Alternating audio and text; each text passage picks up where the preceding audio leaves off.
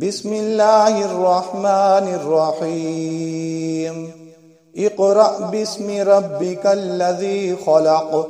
خلق الإنسان من علق اقرأ وربك الأكرم الذي علم بالقلم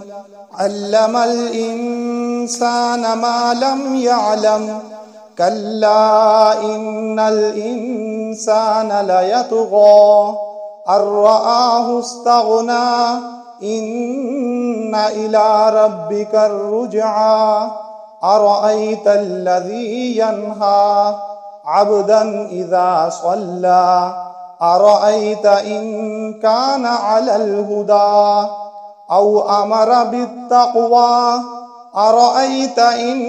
كذب وتولى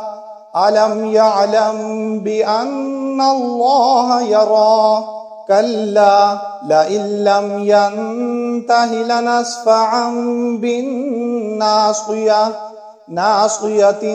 كاذبة خاطعة فليدع ناديه سندع الزبانية كلا لا تطعه واسجد واقترب